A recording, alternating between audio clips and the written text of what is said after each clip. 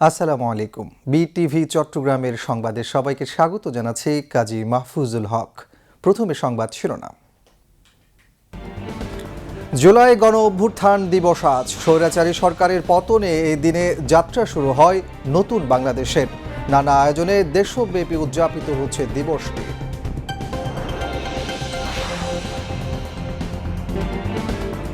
জুলাই গণ অভ্যুত্থান কোনো একক ব্যক্তি, গোষ্ঠী কিংবা দলের নয়। এই অভ্যুত্থানের মহানায়ক দেশের গণতন্ত্রকামী জনগণ, বললেন প্রধানমন্ত্রী তারেক রহমান। জুলাই শহীদদের রক্তের মর্যাদা রক্ষা করা এবং গণতন্ত্রকে প্রাতিষ্ঠানিক রূপ দিতে সরকার দৃঢ় প্রতিজ্ঞ, জানালেন তথ্য ও সম্প্রচার মন্ত্রী।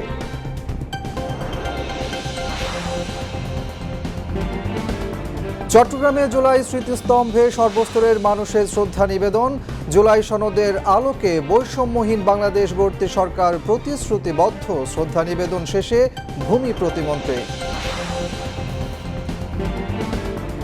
হরমুজ নিয়ে ইরান ওমান আলোচনা, শীঘ্রই চুক্তির সম্ভাবনা, জানালো যুক্তরাষ্ট্র।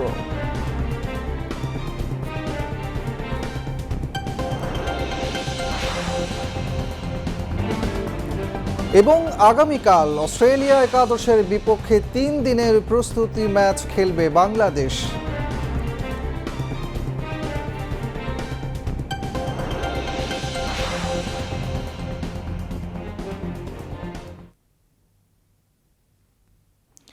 এতক্ষণ সংবাদ শিরোনাম শুনলেন, এবার বিস্তারিত। আজ জুলাই গণ অভ্যুত্থান দিবস। ফ্যাসিস্ট মুক্ত নতুন বাংলাদেশ বিনির্মাণের মাইল ফলক। এদিন তীব্র গণ আন্দোলনের মুখে পতন ঘটে ফ্যাসিস্ট শেখ হাসিনা আওয়ামী দুঃশাসনের। জুলাই ছাত্র জনতার গণ অভ্যুত্থান বাংলাদেশের সাম্প্রতিক রাজনৈতিক ইতিহাসের এক গুরুত্বপূর্ণ অধ্যায়। 2024 সালের জুলাই মাসে বৈষম্য বিরোধী ছাত্র আন্দোলনকে কেন্দ্র করে শুরু হওয়া বিক্ষোভ দ্রুতই রূপ নেয় গণ আন্দোলনে। শিক্ষার্থী, তরুণ, শ্রমজীবী মানুষসহ বিভিন্ন শ্রেণী পেশার নাগরিক রাজপথে নেমে আসেন। আন্দোলন দমাতে আইনশৃঙ্খলা বাহিনীর অভিযান, সংঘর্ষ ও প্রাণহানির ঘটনায় পরিস্থিতি আরও উত্তপ্ত হয়ে ওঠে। আন্দোলনের এক পর্যায়ে সরকারের পদত্যাগের দাবিতে দেশ জুড়ে ব্যাপক গণ অভ্যুত্থানের সৃষ্টি হয়। টানা আন্দোলনের মুখে 2024 সালের 5 আগস্ট তৎকালীন প্রধানমন্ত্রী শেখ হাসিনা দেশ ছেড়ে পালিয়ে যান। আন্দোলনকারীরা এই দিনকে ফ্যাসিস্ট শাসনের অবসান হিসেবে অভিহিত করেন। খবর ছড়িয়ে পড়ার পর রাজধানী ঢাকা সহ দেশের বিভিন্ন স্থানে হাজারো মানুষ রাস্তায় নেমে আনন্দ উল্লাসে মেতে ওঠেন। বিজয় মিছিল, স্লোগান এবং স্বতঃস্ফূর্ত সমাবেশের মাধ্যমে তারা নতুন বাংলাদেশের প্রত্যাশা ব্যক্ত করেন। 2024 সালের 5 আগস্ট বাংলাদেশের সাম্প্রতিক ইতিহাসের এক আলোচিত দিন। এদিন গণভবনে জনসমুদ্র নিয়ে প্রবেশ করে বিক্ষুব্ধ জনতা। সাবেক রাষ্ট্রপতি, প্রধান বিচারপতি, স্বরাষ্ট্রমন্ত্রীর বাসভবন, আওয়ামী লীগের কার্যালয়, পুলিশ সদর দপ্তর, ডিএসসিসি ভবন ও বিভিন্ন গণমাধ্যম কার্যালয়ে হামলা ভাঙচুরের ঘটনা ঘটে এই দিনে। টানা 6 ঘন্টা বন্ধ ছিল হজরত শাহজালাল আন্তর্জাতিক বিমানবন্দরের কার্যক্রম। বিশ্লেষকদের মতে গুরুত্বপূর্ণ রাষ্ট্রীয় স্থাপনায় হামলা, জন অসন্তোষের বিস্তার এবং শেখ হাসিনা সরকারের ক্রমবর্ধমান স্বৈরাচারী শাসন ব্যবস্থায় শেষ পর্যন্ত সরকারের পতনের অন্যতম প্রধান কারণ হয়ে ওঠে। এদিকে আন্তর্জাতিক গণমাধ্যম আল জাজিরাকে দেয়া এক সাক্ষাৎকারে সেনাপ্রধান জানান, 5 আগস্ট জনগণের উপর গুলি চালানোর নির্দেশ থাকলেও বাংলাদেশ সেনাবাহিনী সেই নির্দেশ কার্যকর করেনি। 5 আগস্টের ঘটনা প্রবাহ, এর প্রেক্ষাপট, শেখ হাসিনা সরকারের পতন, এ নিয়ে বিভিন্ন বিশ্লেষণ তুলে ধরেছেন কাজী শারবিন ইসলাম মেধা।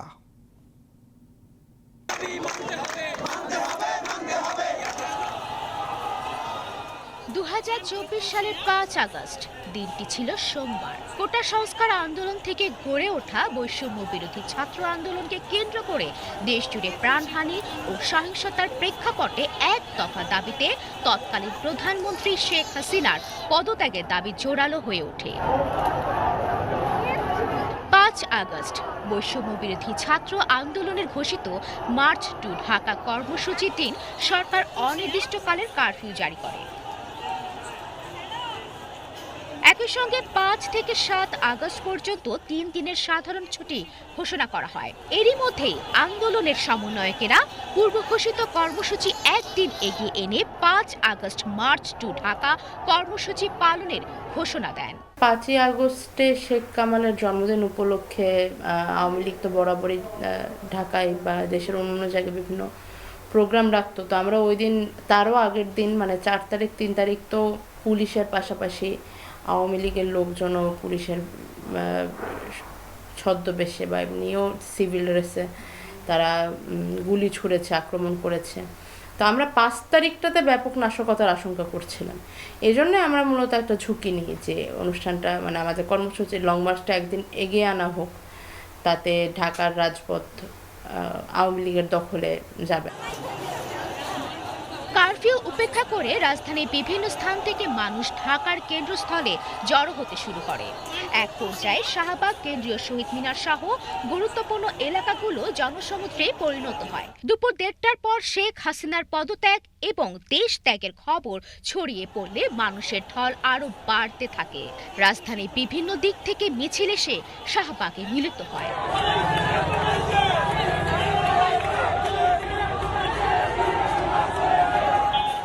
শেখ হাসিনা দেশ ত্যাগের পর হাজারো মানুষ গণভবনে প্রবেশ করে। এ সময় সেখানে ভাঙচুর, অগ্নিসংযোগ ও লুটপাটের ঘটনা ঘটে। একই দিনে বঙ্গবন্ধু স্মৃতি জাদুঘর, সুধা সদন, রাষ্ট্রপতির বাসভবন, প্রধান বিচারপতি বাসভবন, স্বরাষ্ট্রমন্ত্রী বাসভবন, পুলিশ সদর দপ্তর, ডিএসসিসি ভবন, আওয়ামী লীগের কেন্দ্রীয় কার্যালয়, গণমাধ্যমের ভবন সহ দেশের বিভিন্ন স্থাপনায় হামলা, ভাঙচুর ও অগ্নিসংযোগের ঘটনাও ঘটে। জনসাধারণের ভাষ্য, কোটা সংস্কার আন্দোলন তাৎক্ষণিক কারণ হলেও দীর্ঘদিনের ক্ষোভ ও অসন্তোষের বহিঃপ্রকাশ ছিল ওই দিনের ঘটনা প্রবাহ। হাতি না পায় দা করছে, দেশটার পুরা ধ্বংস করে দিছে, কিছু রাখার ছাত্র মরছে, বাচ্চা মরছে, আমার মা বোন মরছে, সব তো তছনছ করে দিছে। এবং তার পতন ছিল হচ্ছে অবিসম্ভাবী। আসলে কেউই কখনো তার স্বৈরাচারী পন্থা স্থায়ী করে রাখতে পারে না। মহান আল্লাহ তাআলা তাদেরকে একটা সময় একটা দমিয়ে দেন। সেটা ছিল হচ্ছে এই যে ক্যাম্পাস থেকে শুরু এবং হচ্ছে ছাত্র জনতার মাধ্যমে। সে দেশে আসলে অনেক জুলুম নির্যাতন করছে। তারপর আমরা যে লাস্টে খবরে দেখলাম আয়না ঘর তৈরি হয়েছিল দেশে, এগুলো তো মানুষ বেশি দিন মাইনে নেয় না। জুলুমের অত্যাচার তো বেশি দিন চলে না। মানুষের যে ভোটাধিকার কেড়ে নিয়েছে, মানুষের সাধারণ মৌলিক অধিকারে হস্তক্ষেপ করেছে, সেটাই মূলত জুলাই আন্দোলনকে বাস্তব রূপ দিয়েছে। দীর্ঘদিনের ১৭ বছরের যে জমানো ক্ষোভ, সেই ক্ষোভের একটি বহিঃপ্রকাশ হিসেবে আমরা বলতে পারি যে ঘটনাটা ঘটেছে। সেদিন সেনাবাহিনীকে আন্দোলনকারীদের বিরুদ্ধে গুলি চালানোর নির্দেশ দেওয়া হয়েছিল বলে আন্তর্জাতিক সংবাদ মাধ্যম আল জাজিরাকে দেওয়া এক সাক্ষাৎকারে জানান সেনাপ্রধান। তবে তিনি জানান, সেনাবাহিনী সেই নির্দেশ বাস্তবায়ন করেনি। We don't shoot at the civilian. It's not in our culture. We wanted that things should happen very peacefully, the peaceful transition, less of bloodshed, less of chaos and confusion, less of destruction of property, all this. Dhaka বিশ্ববিদ্যালয়ের অধ্যাপক মোসলেউদ্দিন বলেন, ওই পরিস্থিতিতে সেনাবাহিনীর অবস্থান ভিন্ন হলে প্রাণহানির সংখ্যা আরও বাড়তে পারত। সেনাবাহিনী এদেশের মানুষের প্রতিনিধি। এরা পাকিস্তানি, ব্রিটিশ সেই সেনাবাহিনী না, যে তারা এদেশের মানুষেরই সন্তান, তাই না? এবং সেনাবাহিনী যে রোলটা প্লে করেছে, আমি মনে করি যে তারা জনগণের হয়েই রোল করেছে। কিন্তু যিনি স্বৈরাচার হয়ে এখানে আবির্ভূত হয়েছিলেন, তার এটা বোঝা উচিত ছিল যে মানুষ এই দেশে যখন খেপে যায় তখন আর কেউ তাকে আটকাতে পারে। তার মতে, সেই দীর্ঘদিনের অসন্তোষী শেষ পর্যন্ত গণ অভ্যুত্থানের মাধ্যমে শেখ হাসিনার সরকারের পতনের পটভূমি তৈরি করে। ৯ সাল থেকে এই এত বছরের একটা স্বৈরাচারী শাসন ব্যবস্থার, যারা ভোটারবিহীন, রাতের ভোট ইত্যাদি ইত্যাদির বহিঃপ্রকাশ, তার পরিপ্রেক্ষিতে মানুষ জ্বলে উঠেছিল। শুধু ছাত্র জনতা, শিক্ষক, সবাই মিলে কিন্তু শ্রমিক, কৃষক সবাই কিন্তু এক বাক্যে এই প্রতিবাদ করেছিল। হ্যাঁ, যার পরিপ্রেক্ষিতে স্বৈরশাসকের স্বৈরাচার বিরোধী আন্দোলন তুঙ্গে উঠেছিল এবং স্বৈরাচার বিরোধী এই আন্দোলন পরবর্তীকালে একটা এই দেশে আবার গণতান্ত্রিক শাসন ব্যবস্থা ফিরিয়ে এনেছে। গণ অভ্যুত্থানের মাধ্যমে শেখ হাসিনার এই পতনের কারণ শুধুমাত্র জুলাইয়ের আন্দোলন নয়, বরং দীর্ঘ 17 বছর স্বৈরাচারী শাসনের কারণে এমনটাই মনে করছে ছাত্র জনতা থেকে শুরু করে জনসাধারণ সবাই। বাংলাদেশের ইতিহাস সাক্ষী, স্বৈরাচার শাসন বাংলার মানুষ কখনো মেনে নেয়নি, মেনে নেবেও না, এমনটাই সাধারণ জনগণ বলছে। কাজী শারমিন ইসলাম মেধা, বিটিভি নিউজ, ঢাকা। 5 আগস্ট বাংলাদেশের ইতিহাসে এক স্মরণীয় দিন। সেদিন রাজধানীর রাজপথে শিশু থেকে প্রবীণ, নারী থেকে শ্রমজীবী, শিক্ষার্থী থেকে ব্যবসায়ী সব শ্রেণী পেশার মানুষের স্বতঃস্ফূর্ত অংশগ্রহণের সৃষ্টি হয়েছিল এক ভিন্ন আবহ। 2 বছর পরও জনমানুষের সেই স্বতঃস্ফূর্ত উল্লাস, আত্মত্যাগ ও স্মৃতি কিভাবে বেঁচে আছে মানুষের মনে, জানাচ্ছেন কুমার বিশ্বজিৎ রায়।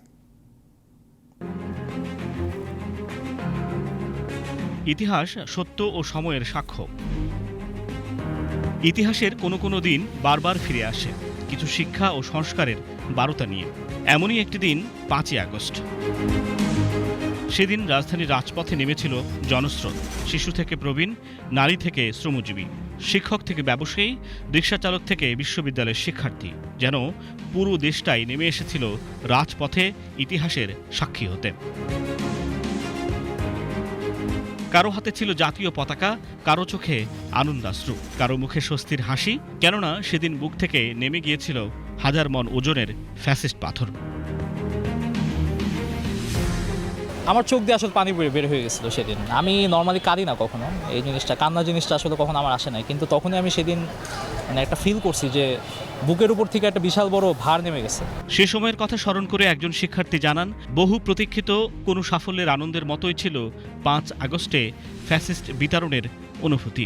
আরেকজনের মতে সেই মুহূর্তের আনন্দ ভাষায় প্রকাশ করার মতো নয়। 11টা কি 12টার দিকে নিউজ হচ্ছিল মানে স্বৈরাচার হাসিনা পালাইছে। তো আমার আব্বু দেখে বলে যে আলহামদুলিল্লাহ পড়ো যে দেশের থেকে ফ্যাসিস্ট পালাইছে। তো সেদিনের অনুভূতি আসলে মানে ভাষায় বলা সম্ভব না।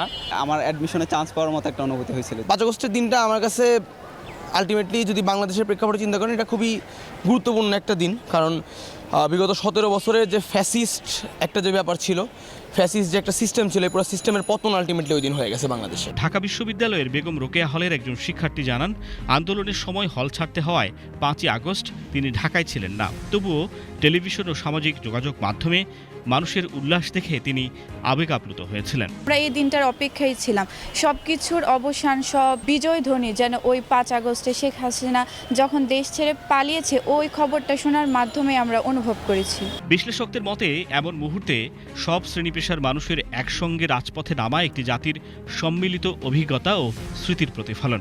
এই অর্জন যেমন কারো একার নয়, তেমনি বিশেষ কোনো গোষ্ঠীর নয় বলেও মনে করেন এই বিশ্লেষক।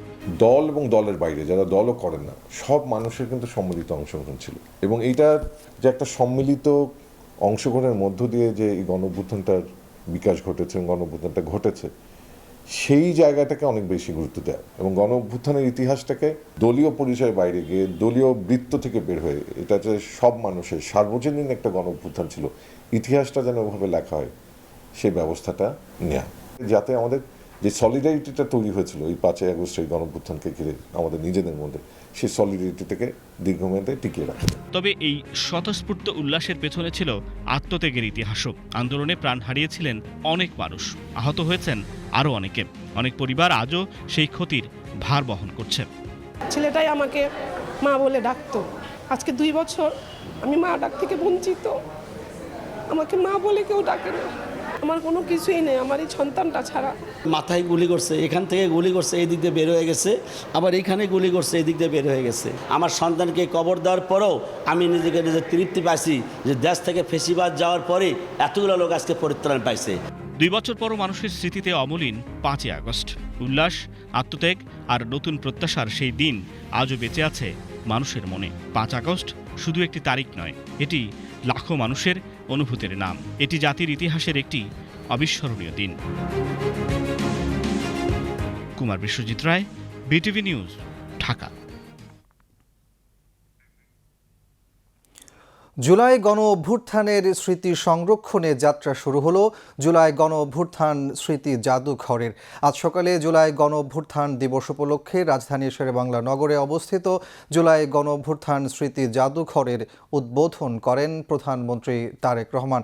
উদ্বোধন শেষে জুলাই ৩৬ শীর্ষক আলোচনা সভায় প্রধানমন্ত্রী বলেন, জুলাই গণ অভ্যুত্থান কোনো একক ব্যক্তি, গোষ্ঠী কিংবা দলের নয়।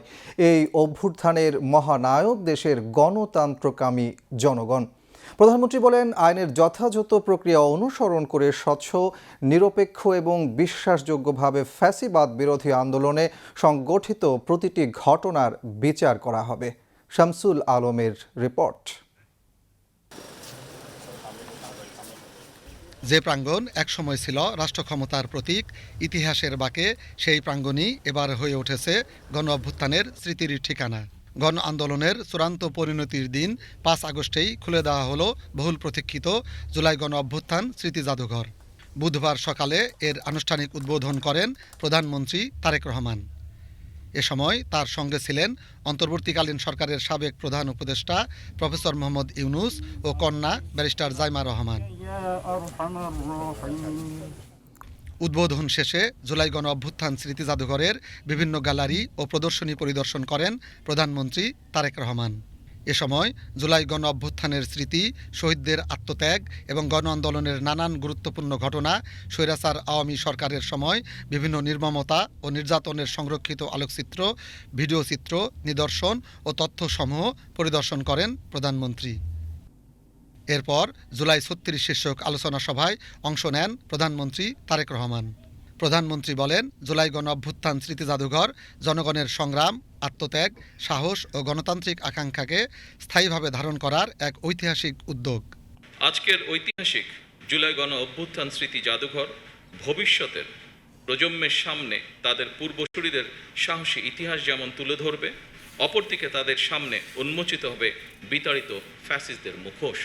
এই স্মৃতি জাদুঘর আমাদের জনগণের সংগ্রাম, আত্মত্যাগ, বেদনা, সাহস ও গণতান্ত্রিক আকাঙ্ক্ষাকে জাতীয় স্মৃতিতে স্থায়ীভাবে ধারণ করার এক ঐতিহাসিক উদ্যোগ। আমি আশা করি এই জাদুঘর শুধুমাত্র ২০২৪ সালের নৃশংস ঘটনার স্মারক হবে না। এই জাদুঘর বাংলাদেশের মানুষের সামগ্রিক গণতান্ত্রিক অভিযাত্রার সঙ্গে জুলাই গণ অভ্যুত্থানের সম্পর্ক তুলে ধরবে। শুধুমাত্র জুলাই গণ অভ্যুত্থানই নয়, এখানে বাংলাদেশের প্রতি গণতান্ত্রিক আন্দোলন সংগ্রামের ইতিহাসও সংরক্ষিত থাকা জরুরি। একই সঙ্গে জাদুঘরে রাখা বিষয়বলী সম্পর্কে বাংলার পাশাপাশি ইংরেজি এবং অন্যান্য ভাষাও উপস্থাপিত হলে বিশ্বের ভিনদেশী মানুষ, ভিন্নভাষী মানুষ বাংলাদেশের গণতান্ত্রিক সংগ্রামের ইতিহাস সম্পর্কে জানতে সুবিধা হবে। তারেক রহমান বলেন, আইনের যথাযথ প্রক্রিয়া অনুসরণ করে স্বচ্ছ, নিরপেক্ষ এবং বিশ্বাসযোগ্যভাবে পর্যায়ক্রমে ফ্যাসিবাদ বিরোধী আন্দোলনে হতাহত প্রতিটি ঘটনার বিচার করা হবে। ফ্যাসিবাদ বিরোধী আন্দোলনে যারা হতাহত হয়েছেন, পর্যায়ক্রমে আইনের যথাযথ প্রক্রিয়া অনুসরণ করে সেই বিচার হবে স্বচ্ছ, নিরপেক্ষ এবং বিশ্বাসযোগ্য। সরকার মনে করে আইনের শাসন নিশ্চিত করার জন্যই প্রতিটি অপরাধের বিচার হওয়া অত্যন্ত জরুরি। দেশের গণতান্ত্রিক জনগণ আশা করে এই জাদুঘর কোনো একটি দল, গোষ্ঠী বা ব্যক্তির একক রাজনৈতিক ভাষ্য প্রতিষ্ঠার স্থান হবে না। কারণ ২০২৪ সালের গণ অভ্যুত্থান কোনো একক ব্যক্তি, গোষ্ঠী কিংবা দলের নয়। এই অভ্যুত্থানের মহানায়ক বাংলাদেশের গণতান্ত্রিকামী জনগণ। ১৯৭১ সালের মুক্তিযুদ্ধ ছিল স্বাধীনতা অর্জনের, আর ২০২৪ সালের গণ অভ্যুত্থান ছিল দেশ এবং জনগণের স্বাধীনতা রক্ষা। জনগণ যেমন মুক্তিযোদ্ধাদেরকে ভোলেননি, একইভাবে ২০২৪ সালে দেশ এবং জনগণের স্বাধীনতা রক্ষায় শহীদদেরকেও জনগণ কখনোই ভুলবে না। ফ্যাসিবাদ মুক্ত বাংলাদেশে কেউ কেউ অহেতুক ইস্যু তৈরি করে দেশে অস্থিরতা সৃষ্টির অপচেষ্টা করছেন। এতে প্রতীত পলাতক স্বৈরাচারের পুনরুত্থানের পথ সুগম করছেন কিনা তা ভেবে দেখার আহ্বান জানান প্রধানমন্ত্রী। আর্থিক সহায়তার পাশাপাশি বর্তমান সরকার শহীদদের কাঙ্ক্ষিত বাংলাদেশ প্রতিষ্ঠার কাজও শুরু করেছে। এরই অংশ হিসেবে দেশ পুনর্গঠনের লক্ষ্যে ৩১ দফা নির্বাচনী ইশতেহারের পাশাপাশি জাতীয় সংসদের সাউথ প্লাজায় স্বাক্ষরিত জুলাই সনদ পর্যায়ক্রমে বাস্তবায়ন কার্যক্রম শুরু হয়েছে। একই সঙ্গে গণভোটের আকাঙ্ক্ষা বাস্তবায়নের লক্ষ্যে জাতীয় সংসদে গঠিত সংবিধান সংশোধন সম্পর্কিত বিশেষ কমিটিও কাজ শুরু করেছে। দেশ পুনর্গঠনের মাধ্যমে একটি স্বনির্ভর, সমৃদ্ধ, নিরাপদ গণতান্ত্রিক বাংলাদেশ প্রতিষ্ঠার মাধ্যমে আমরা শহীদদের কাঙ্ক্ষিত বাংলাদেশ গড়তে চাই ইনশাআল্লাহ। ফ্যাসিবাদের মুক্ত বাংলাদেশে কেউ কেউ অহেতুক ইস্যু তৈরি করে দেশে অস্থিরতা সৃষ্টির অপচেষ্টা শুরু করেছে। এসব পরিস্থিতি তৈরি করে তারা নিজেদের অজান্তেই পতিত পরাজিত পলাতক স্বৈরাচারের পুনরুত্থানের পথ সুগম করছে কিনা সেটি মনে হয় ভেবে দেখা প্রয়োজন আমাদের। অনুষ্ঠানে বক্তব্য রাখেন অন্তর্বর্তীকালীন সরকারের সাবেক প্রধান উপদেষ্টা প্রফেসর মোহাম্মদ ইউনুস। পৃথিবীর নানা দেশে নানা জাদুঘর আছে, তারা অতীতের অনেক জিনিস সংগ্রহ করে বিশেষ বিশেষ জিনিস যাকে জাতির সামনে তুলে ধরার জন্য। এই জাদুঘরটি ভিন্ন, এটা অতীতের কিছু সংগ্রহ নাই এখানে একেবারে টাটকা নতুন যা ঘটনা ঘটেছে তাৎক্ষণিকভাবে সেগুলো সংগ্রহ করা হয়েছে। এটা আমাদের ইতিহাসের একটা নতুন পর্যায় সৃষ্টি করেছে। অতীত এবং ভবিষ্যৎ এই দুটোর মাঝামাঝিতে এই জাদুঘর তাৎক্ষণিকভাবে অতীতকে ধারণ করেছে কিন্তু ভবিষ্যৎ রচনা করেছে। অনুষ্ঠানে সংস্কৃতি বিষয়ক মন্ত্রী নিতাই রায়চৌধুরীর সভাপতিত্বে আরও বক্তব্য রাখেন সংস্কৃতি প্রতিমন্ত্রী আলী নেওয়াজ মাহমুদ খৈয়ম, প্রধানমন্ত্রীর সংস্কৃতি বিষয়ক মন্ত্রণালয়ের উপদেষ্টা ডাক্তার জাহিদুর রহমান এবং সংস্কৃতি মন্ত্রণালয়ের সচিব কানিজ মৌলা। অনুষ্ঠানে প্রধানমন্ত্রীর কন্যা ব্যারিস্টার জাইমা রহমান, মন্ত্রিপরিষদের সদস্যবর্গ, কূটনীতিক, বুদ্ধিজীবী, শিক্ষাবিদ, জুলাই যোদ্ধা ও জুলাই শহীদ পরিবারের সদস্যসহ আমন্ত্রিত অতিথিগণ উপস্থিত ছিলেন।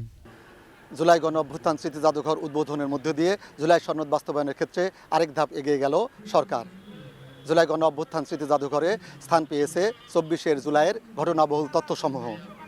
এই জাদুঘর একসময় নতুন প্রজন্ম এবং গবেষকদের জন্য আলোকবর্তিকা হয়ে পথ দেখাবে এমনটি মনে করছেন সংশ্লিষ্টরা। জুলাই গণ অভ্যুত্থান স্মৃতি জাদুঘর থেকে শামসুল আলম, বিটিভি নিউজ। সারা দেশের মতো বরিশালেও নানা কর্মসূচির মধ্য দিয়ে আজ পালিত হচ্ছে জুলাই গণ অভ্যুত্থান দিবস 2026। দিবসটি উপলক্ষে সকালে বরিশাল নগরীর আমতলা মোড়ে শহীদ জুলাই স্মৃতিস্তম্ভে পুষ্পস্তবক অর্পণ করে শ্রদ্ধা নিবেদন করেন তথ্য ও সম্প্রচার মন্ত্রী জহিরুদ্দিন স্বপন। তথ্য ও সম্প্রচার মন্ত্রী বলেন, যেই শহীদদের রক্তের বিনিময়ে নতুন বাংলাদেশ পেয়েছি, সেই শহীদের রক্তের মর্যাদা রক্ষা করা এবং গণতন্ত্রকে প্রাতিষ্ঠানিক রূপ দেওয়ার জন্য সরকার দৃঢ় প্রতিজ্ঞ। গণপ্রজাতন্ত্রী বাংলাদেশ সরকার দেশনায়ক তারেক রহমানের সরকারের পক্ষ থেকে জাতির সামনে আবারও এই শপথ উচ্চারণ করছি, যেই শহীদের রক্তের বিনিময়ে আমরা বাংলাদেশ পেয়েছি, যেই শহীদের রক্তের বিনিময়ে আমরা ফ্যাসিবাদকে হটিয়েছি, সেই শহীদের রক্তের মর্যাদা প্রতিষ্ঠা করার জন্য দেশের অর্জিত গণতন্ত্রকে আমরা প্রাতিষ্ঠানিক রূপ দেওয়ার জন্য দৃঢ় প্রতিজ্ঞ থাকব। পরে বরিশাল বিভাগীয় কমিশনার, জেলা প্রশাসন, বিভিন্ন রাজনৈতিক ও সামাজিক সংগঠনের পক্ষ থেকে পুষ্পস্তবক অর্পণ করে শ্রদ্ধা নিবেদন করা হয়। চট্টগ্রামে যথাযোগ্য মর্যাদায় পালিত হয়েছে জুলাই গণ অভ্যুত্থান দিবস 2026। এ উপলক্ষে জুলাই বিপ্লব স্মৃতিস্তম্ভে পুষ্পস্তবক অর্পণের মাধ্যমে শহীদদের প্রতি শ্রদ্ধা জানায় জেলা প্রশাসন সহ বিভিন্ন সরকারি বেসরকারি প্রতিষ্ঠান, রাজনৈতিক, সামাজিক ও সাংস্কৃতিক সংগঠন। পরে জেলা শিল্পকলা একাডেমিতে আলোচনা সভা ও শহীদ পরিবার এবং জুলাই যোদ্ধাদের সম্মাননা প্রদান করা হয়। আয়মন ইমার প্রতিবেদন। জুলাই গণ অভ্যুত্থানের স্মৃতি আর আত্মত্যাগের প্রতি শ্রদ্ধা জানাতে চট্টগ্রামের রেলওয়ে স্টেশন পার্কিং এলাকায় নির্মিত জুলাই বিপ্লব স্মৃতিস্তম্ভে জড়ো হন নানা শ্রেণী পেশার মানুষ। সকালের শুরুতে স্মৃতিস্তম্ভে প্রথম পুষ্পস্তবক অর্পণ করে শ্রদ্ধা জানায় চট্টগ্রাম জেলা প্রশাসন। এই সময় শ্রদ্ধা জানান ভূমি ও পার্বত্য চট্টগ্রাম বিষয়ক মন্ত্রণালয়ের প্রতিমন্ত্রী মীর মোহাম্মদ হেলাল উদ্দিন, বিভাগীয় কমিশনার ডক্টর মোহাম্মদ জিয়াউদ্দিন, জেলা প্রশাসক Zahidul Islam Mia, Chattogram metropolitan police CMP commissioner Hasan Mohammad Shawkat Ali সহ প্রশাসনের ঊর্ধ্বতন কর্মকর্তারা। পরে বিভিন্ন সরকারি বেসরকারি প্রতিষ্ঠান, রাজনৈতিক, সামাজিক ও সাংস্কৃতিক সংগঠন এবং সর্বস্তরের মানুষ পুষ্পস্তবক অর্পণ করে শহীদদের প্রতি শ্রদ্ধা জানান। যে জুলাই জাতীয় সনদ 2025 যেইভাবে দক্ষিণ প্লাজায় স্বাক্ষরিত হয়েছিল, অবশ্যই সকল সংস্কার সেই আলোকেই বিএনপি বাস্তবায়ন করবে। তবে বিএনপি জনগণের কাছে জবাবদিহিতামূলক একটি দল। বিএনপি জনগণের দল। বিএনপি কোনো হঠকারী সিদ্ধান্ত নেবে না। বিএনপি সকল অংশীজনের সাথে আলাপ আলোচনা করে সবার সাথে মত বিনিময় করে প্রতিটি সংস্কার প্রস্তাব যেটা প্রয়োজন সেটা সংস্কারের মাধ্যমে অবশ্যই অবশ্যই তারা গ্রহণ করবে। শহীদের আত্মত্যাগ, যে স্বপ্ন নিয়ে তারা রাজপথে নেমেছিল, আত্মত্যাগ করেছে, রক্ত দিয়েছে, সেই রকম একটা গণতান্ত্রিক বাংলাদেশ, মানুষের জন্য নিরাপদ বাংলাদেশ, যে স্বপ্নের বাংলাদেশ, সেটা আমরা আমাদের মাননীয় প্রধানমন্ত্রী তারেক রহমানের নেতৃত্বে জনগণের নির্বাচিত সরকার কাজ করে যাচ্ছে। জুলাই যোদ্ধারা যে জন্য সেদিন সংগ্রাম করেছিল, এটা বৈষম্যহীন রাষ্ট্রের জন্য।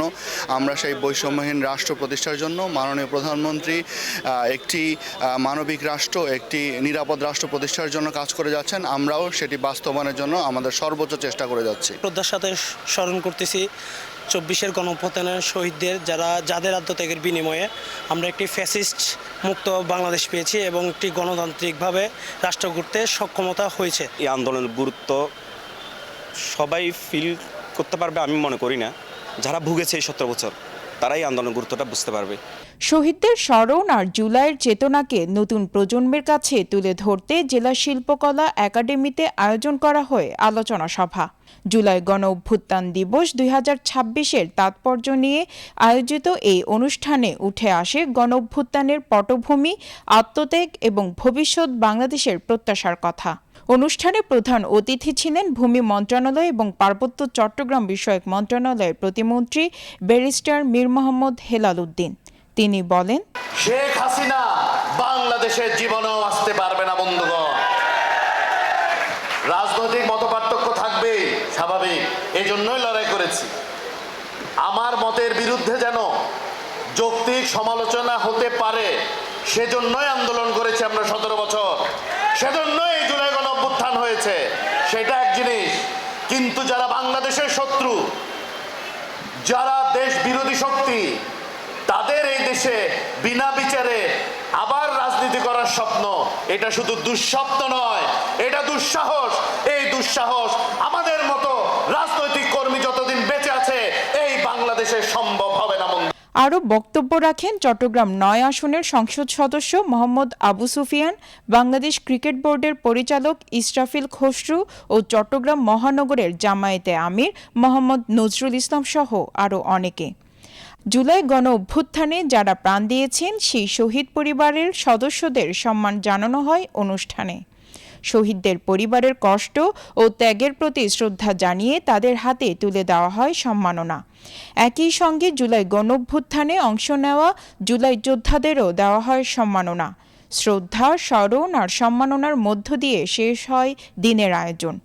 শহীদদের আত্মত্যাগ ও জুলাই যোদ্ধাদের সংগ্রামের স্মৃতি ধরে রেখে একটি বৈষম্যহীন, ন্যায়ভিত্তিক বাংলাদেশ গড়ার প্রত্যয় ছিল পুরো আয়োজনের মূল বার্তা।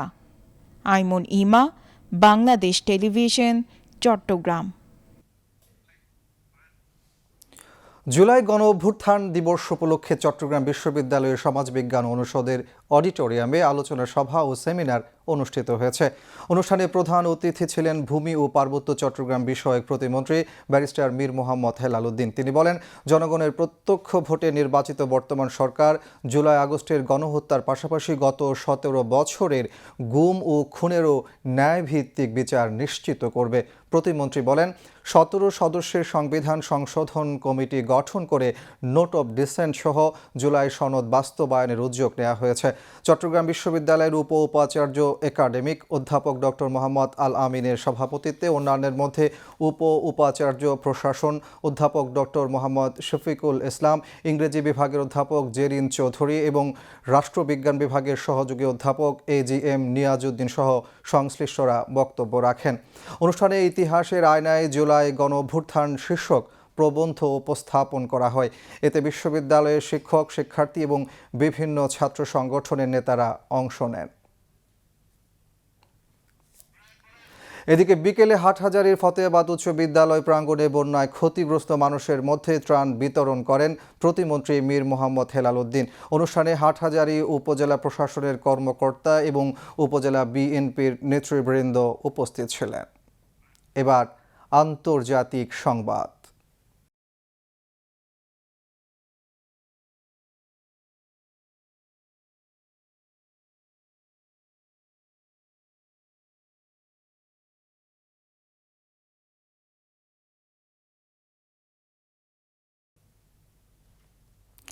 বিশ্বব্যাপী জ্বালানি পরিবহনের জন্য কৌশলগতভাবে গুরুত্বপূর্ণ নৌরুট হরমুজ প্রণালী আবার চালুর লক্ষ্যে ইরান এবং ওমানের মধ্যে আলোচনা হয়েছে এবং শীঘ্রই এ ব্যাপারে একটি চুক্তি সই হতে পারে, এমনটি জানিয়েছেন যুক্তরাষ্ট্রের অর্থমন্ত্রী স্কট বেসেন্ট। তিনি আশা প্রকাশ করে বলেন, ইরান মার্কিন চুক্তিটি আজকের মধ্যেও সম্পাদন হওয়ারও সম্ভাবনা রয়েছে। সংবাদ মাধ্যমকে দেয়া এক সাক্ষাৎকারে মার্কিন অর্থমন্ত্রী বলেন, ইরানের সঙ্গে তাদের আলোচনা চলছে। এ চুক্তির ফলে বিশ্বব্যাপী জ্বালানি খাতের অস্থিরতা কমবে এবং একই সঙ্গে সংঘাত নিরসন এবং মধ্যপ্রাচ্য স্থিতিশীলতার দিকে এগিয়ে যাবে বলে আশা প্রকাশ করেন তিনি। ইরান যুদ্ধ শুরুর পর থেকে হরমুজ প্রণালী কার্যত বন্ধ রয়েছে। এই প্রণালী দিয়ে চলাচল করা জাহাজ থেকে টোল নিতে তেহরানকে সুযোগ দেওয়া হবে কিনা এ ব্যাপারে স্পষ্ট করে কোনো কিছু না জানিয়ে মার্কিন অর্থমন্ত্রী স্কট বেসেন্ট শুধু বলেন, হরমুজ প্রণালী দিয়ে স্বাধীনভাবে জাহাজ চলাচল করতে পারবে। বেসেন্টের মতো মার্কিন পররাষ্ট্রমন্ত্রী মার্কো রুবিও অনুরূপ বক্তব্যে বলেন, হরমুজ নিয়ে ইরান ও ওমানের মধ্যে যুক্তরাষ্ট্রের চলমান আলোচনায় অগ্রগতি হয়েছে, তবে ইরানের পক্ষ থেকে পরে আলোচনার বিষয়ে নতুন করে কোনো বক্তব্য পাওয়া যায়নি। এর আগে ইরানে নতুন করে ব্যাপক পরিসরে হামলা চালানোর পরিকল্পনা প্রত্যাহারের ঘোষণা দিয়ে মার্কিন প্রেসিডেন্ট ডোনাল্ড ট্রাম্প দাবি করেন, কয়েক ঘন্টার মধ্যে হরমুজ প্রণালী খুলে যেতে পারে। টানা ভারী বৃষ্টিপাতে সৃষ্ট বন্যা ও ভূমিধসে শ্রীলঙ্কার পাহাড়ি অঞ্চলে অন্তত 7 জন নিহত হয়েছেন। এই দুর্যোগে আরও বেশ কয়েকজন আহত এবং 2 জন নিখোঁজ হয়েছেন। এছাড়া প্রায় 2000 মানুষকে নিরাপদ স্থানে সরিয়ে নিয়েছে কর্তৃপক্ষ। স্থানীয় সময় মঙ্গলবার পরিস্থিতির অবনতি হওয়ায় চা বাগান সমৃদ্ধ পাহাড়ি অঞ্চলের কিছু স্কুল বন্ধ ঘোষণা করেছে দেশটির কর্তৃপক্ষ। গত 2 দিনের ভারী বর্ষণে শ্রীলঙ্কার বিভিন্ন এলাকায় ব্যাপক ক্ষয়ক্ষতি হয়েছে। এতে বাড়িঘর, কৃষি জমি ও সড়ক প্লাবিত হয়েছে। শ্রীলঙ্কার দুর্যোগ ব্যবস্থাপনা কেন্দ্র জানিয়েছে, এই বৈরী আবহাওয়ায় দেশটির মধ্যাঞ্চলের চা বাগান সমৃদ্ধ পাহাড়ি এলাকাগুলো সবচেয়ে বেশি ক্ষতিগ্রস্ত হয়েছে। বন্যা কবলিত এলাকাগুলোতে পানিতে আটকে পড়া মানুষকে উদ্ধার ও নিরাপদ স্থানে সরিয়ে নিতে নৌ ও সেনাবাহিনী মোতায়েন করা হয়েছে। ইয়েমেনের জলসীমার কাছাকাছি নিক্ষেপক বা প্রজেক্টাইলের আঘাতে একটি ভারতীয় জাহাজ ডুবে গেছে। এই ঘটনাকে বিনা উস্কানিতে হামলা বলে আখ্যা দিয়েছে ভারত। ভারতের নৌপরিবহন মন্ত্রণালয় থেকে জানানো হয়, MSV ফৈজে নুরেউলিয়া নামক জাহাজটিতে থাকা 14 জন নাবিকের সবাইকে নিরাপদে উদ্ধার করেছেন ইয়েমেনের কোস্ট গার্ড। উদ্ধার হওয়া এসব নাবিকদের মধ্যে 13 জনই ভারতীয়। আবারও দেশের খবর। এবার সংবাদের সত্যতা যাচাই ভিত্তিক পরিবেশনা, ফ্যাক্ট চেক, সত্য জানুন।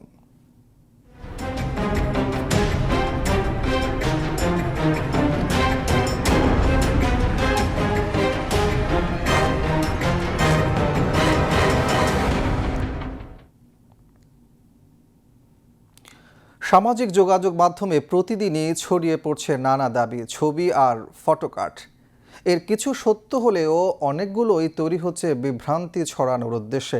সম্প্রতি এমনই একটি ফটোকার্ড ভাইরাল হয়েছে, যেখানে কালের কণ্ঠ এর নামে দাবি করা হচ্ছে বিদ্যুতের দাম বাড়ানো নিয়ে একটি মন্তব্য করেছেন বিদ্যুৎ ও জ্বালানি বিষয়ক উপদেষ্টা ইকবাল হাসান মাহমুদ টুকু। জাকিয়া জামান আনিকার ডেস্ক রিপোর্ট। ফেসবুকে ভাইরাল হওয়া একটি ফটোকার্ডে কালের কণ্ঠের লোগো ও ডিজাইন ব্যবহার করে দাবি করা হয়, বিদ্যুৎ ও জ্বালানি বিষয়ক মন্ত্রী ইকবাল হাসান মাহমুদ টুকু বলেছেন, সরকার ঘোষিত বিভিন্ন কার্ডের অর্থায়নের জন্য বিদ্যুতের দাম বাড়ানো হয়েছে। তবে তথ্য যাচাইকারী প্রতিষ্ঠান ফ্যাক্টওয়াচ বিষয়টি অনুসন্ধান করে জানিয়েছে, এমন কোনো ফটোকার্ড বা সংবাদ কালের কণ্ঠ প্রকাশ করেনি। তাদের অনুসন্ধানে কালের কণ্ঠের অফিসিয়াল ওয়েবসাইট ও ফেসবুক পেজে এই ধরনের কোনো বক্তব্যের অস্তিত্ব পাওয়া যায়নি। অনুসন্ধানে আরও দেখা যায় ভাইরাল ফটোকার্ডে 2 আগস্ট 2023 সালের তারিখ উল্লেখ রয়েছে। এছাড়া ব্যবহৃত ফ্রন্ট, লেআউট এবং ডিজাইনেও কালের কণ্ঠের আসল ফটোকার্ডের সঙ্গে মিল নেই। ফ্যাক্টওয়া জানায় তাদের লোগো ও ফরম্যাট নকল করে ভুয়া ফটোকার্ডটি তৈরি করা হয়েছে, ফলে ভাইরাল দাবিটি সম্পূর্ণ ভিত্তিহীন। সচেতন মহল বলছেন, সামাজিক যোগাযোগ মাধ্যমে এ ধরনের ফটোকার্ড দেখেই বিশ্বাস না করে সংশ্লিষ্ট গণমাধ্যমের অফিসিয়াল ওয়েবসাইট বা ভেরিফাইড ফেসবুক পেজে তথ্য মিলিয়ে নেওয়াই সবচেয়ে নিরাপদ উপায়। টাকিয়া জামান, আনিকা, বিটিভি নিউজ। জুলাই গণ অভ্যুত্থান দিবস উপলক্ষে সকালে খাগড়াছড়ি সরকারি কলেজ প্রাঙ্গণে নির্মিত জুলাই শহীদ স্মৃতিস্তম্ভে পুষ্পস্তবক অর্পণের মাধ্যমে শহীদদের প্রতি শ্রদ্ধা জানানো হয়। প্রথমে জেলা প্রশাসনের কর্মকর্তাদের সঙ্গে নিয়ে সংসদ সদস্য ওয়াদুদ ভুইয়া স্মৃতিস্তম্ভে পুষ্পস্তবক অর্পণ করেন। পরে জেলা প্রশাসক মোহাম্মদ আনোয়ার সাদাত, জেলা পরিষদ চেয়ারম্যান শেফালিকা ত্রিপুরা, পুলিশ সুপার মোহাম্মদ মুর্তজা আলী খান এবং পৌর প্রশাসক রোমানা আক্তার পুষ্পস্তবক অর্পণ করেন। পরে খাগড়াছড়ি পৌর টাউন হলে জুলাই যোদ্ধাদের নিয়ে এক আলোচনা সভা অনুষ্ঠিত হয়। সভায় বক্তারা 2024 সালের জুলাই আন্দোলনের স্মৃতিচারণ করেন এবং শহীদদের আত্মত্যাগ গভীর শ্রদ্ধার সঙ্গে স্মরণ করেন। এবার খেলার খবর।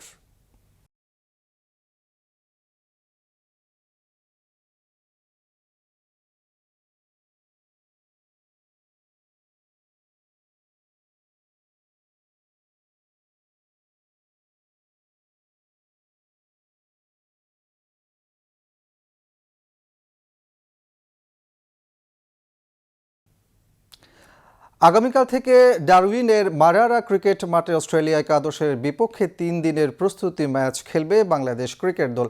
4 দিন প্রাথমিক অনুশীলনের পর এই প্রস্তুতি ম্যাচটি খেলতে নামছে বাংলাদেশ। এর মাধ্যমে 13 আগস্ট থেকে শুরু হতে যাওয়া অস্ট্রেলিয়ার বিপক্ষে ঐতিহাসিক 2 ম্যাচের টেস্ট সিরিজের উদ্বোধনী ম্যাচের চূড়ান্ত প্রস্তুতি নেবে। ডারউইনের ম্যাচে ব্যাটিং, বোলিং ও ফিল্ডিংয়ে নিবিড় অনুশীলন করেছে বাংলাদেশের ক্রিকেটাররা। পেস বোলার নাহিদ রানা ছিটকে যাওয়ায় দলটি সামান্য চোটজনিত সমস্যায় রয়েছে। অন্যদিকে পুনর্বাসন শেষে লিটন দাস দলে যোগ দিয়েছেন। বাংলাদেশের বিপক্ষে এই প্রস্তুতি ম্যাচ খেলার জন্য ক্রিকেট অস্ট্রেলিয়া 14 সদস্যের ক্রিকেট অস্ট্রেলিয়া একাদশ ঘোষণা করেছে।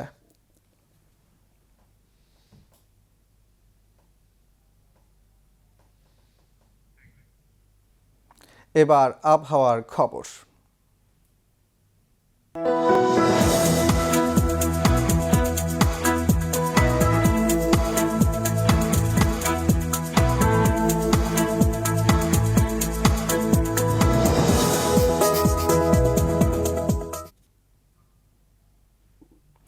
পতেঙ্গা আবহাওয়া অফিস জানিয়েছে, আগামীকাল সন্ধ্যা 6টা পর্যন্ত চট্টগ্রাম ও পার্শ্ববর্তী এলাকায় আকাশ আংশিক মেঘলা অথবা সাময়িকভাবে মেঘাচ্ছন্ন থাকতে পারে। সেই সাথে অস্থায়ীভাবে অধিকাংশ জায়গায় দমকা বা ঝোড়ো হাওয়া সহ হালকা থেকে মাঝারি ধরনের বৃষ্টি অথবা বজ্রসহ বৃষ্টিপাত এবং কোথাও কোথাও মাঝারি ধরনের ভারী থেকে ভারী বর্ষণের সম্ভাবনা রয়েছে। দিন ও রাতের তাপমাত্রা সামান্য হ্রাস পেতে পারে। পরবর্তী 24 ঘন্টায় আবহাওয়ার সামান্য পরিবর্তনের সম্ভাবনা রয়েছে। নগরীতে আজ সর্বোচ্চ তাপমাত্রা ছিল 30.9 ডিগ্রি সেলসিয়াস, যা স্বাভাবিকের চেয়ে 0.2 ডিগ্রি কম, এবং সর্বনিম্ন তাপমাত্রা ছিল 26.4 ডিগ্রি সেলসিয়াস, যা স্বাভাবিকের চেয়ে 1.3 ডিগ্রি বেশি। আগামীকাল চট্টগ্রামে সূর্যোদয় 5টা 26 এবং সূর্যাস্ত 6টা 31 মিনিটে। এবার জানিয়ে দিচ্ছি কর্ণফুলী নদীতে আগামীকালের জোয়ার ভাটার সময়সূচি। ভাটা শুরু হবে ভোর 5টা 33 জোয়ার দুপুর 12টা 10 এবং পরবর্তী ভাটা বিকেল 5টা 59 মিনিটে।